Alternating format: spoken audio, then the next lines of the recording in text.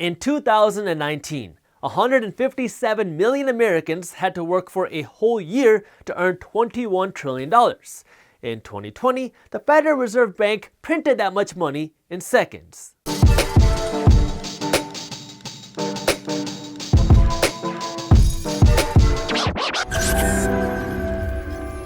What's up, everybody? I am Jaspreet Singh and welcome to the Minority Mindset. 157 million American adults had to work for all of 2019, so 12 months, to generate $21 trillion worth of value through goods and services that they sold. That was our 2019 GDP. In 2020, it took a handful of well-connected people no time and no effort to print or create that same amount of money out of thin air. That way they could hand out this money to whoever they wanted to. Hey, nice beard, you get $100. Oh, you don't have a beard? Well, you get $20. They can print money way faster than you and I can work for it, which is what I'm going to be talking about today. So make sure you watch this video until the end, because in the end of this video, I'm going to be talking about what you need to be doing with your money. That way you can protect your wealth. But before we get into that, hit that thumbs up button below, because if you don't, then YouTube doesn't share our video with anybody else. Subscribe to the Minority Mindset YouTube channel. That way you don't miss our new financial education videos every single week. And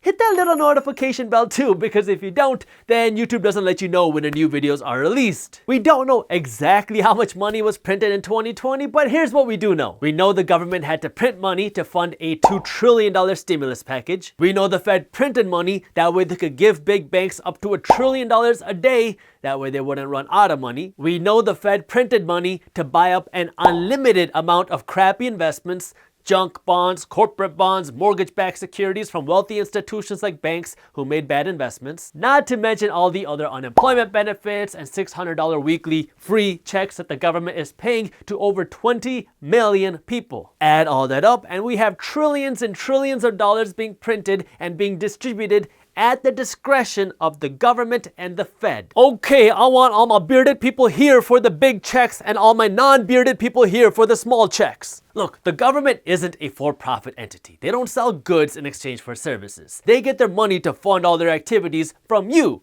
taxpayers, and our tax dollars aren't enough to cover their regular expenses as it is. Like in 2019, we had almost $1 trillion deficit. And now add to that all these other free activities and free money that they're handing out, and you have to print a whole lot of money to do that. If you're like most people, you were taught to go to school, get a job, and work hard. That way you can make money. Well, you've been lied to. You don't make money. The Federal Reserve Bank and the Treasury Department do. You're just trying to attract some of the money that they make into your bank account. Second, you assume that you have to work hard to attract this money. This is probably one of the biggest misconceptions surrounding money. Working hard is very, very important. But you need to make sure you're working hard in the right direction. I mean, if you're just working hard to earn money, well, you're not doing anything scalable, because the government can print money 8 trillion times faster than you can work for it. So why would you spend your whole life working hard to earn money when the government can just print it? Working hard has the most value when you're working smart. And when I say working smart, I mean now you're working hard to attract money, which isn't scalable, but then you're using your money as a tool to attract you more money, which is scalable. Like, you can work as hard as you want to get that raise or that bonus, but if the Fed goes to the printing machine and gets trigger happy and they print out a few more $1 trillion, well, now your bonus essentially became worthless. You'll see why in just a minute, but this is why it is so important to take this money you work hard for and convert it into something with real value, because 3, you are assuming that you're working hard to earn money. Real money can't be printed with the click of a button. It has intrinsic value. Let me ask you this. Why is this $100 worth $100? It's not like this piece of paper costs $100 to produce or has intrinsic value of $100. I mean, it costs 12 cents to produce this $100 bill. It's because the government says that this piece of paper has value. These dollars are just our currency. They're not backed by gold or silver or anything tangible. They only have value because the government says they have value. The United States government took us off of the gold standard in 1971. And that change lets the Federal Reserve Bank and the government print money, or our currency, 1 trillion times faster than you can work for it. And that's not good news if you don't know how to use your money the right way. To put it in perspective, let's say we're in a brand new dimension where there are only $100 total in the world, and you, being the big shot you are, you have one of those dollars. So you own and control 1% of the world's wealth and currency. And if you want to buy something like, let's say you want to buy a luxury car, it might only cost you a penny. So you're walking down the street thinking, "Ooh, I'm a hot shot because I got $1. And then you look over and you hear on the news that the government is printing another $100. Well, now there aren't $100 in the world, there are $200, and you only have $1. So your wealth essentially just got cut in half because now you don't own 1% of the world's wealth, you own half of 1% of the world's wealth, and so your wealth, your buying power, your control of this currency, whatever you want to call it, just got cut in half. Oh, and the car maker is now going to have to raise the price of his car from 1 penny to 2 pennies because the cost of materials to make the car, the cost of his labor just went up because the value of each dollar just went down. So you just became poorer. Now, that might sound like some crazy, bizarro bedtime story that Jaspreet wrote and nobody wants to buy. Why doesn't anybody want to buy my book? But that's exactly what happens in our world. People are working their whole lives to work hard to earn dollars and save dollars, and then the government and the Fed can just print and dilute the value of your dollars with the click of a button. Like right now, the Fed is printing money so the government can send out these $1,200 stimulus checks and these $600 weekly unemployment checks, and people think that they're getting richer. But if you go back to my bizarro world example with only $100 in the world and you have one of those dollars, well, right now you have 1% of the world's wealth, and now if the government prints another $100 and they give you one of it, you might feel rich for a second because now you just double the amount of money you have. You have $2.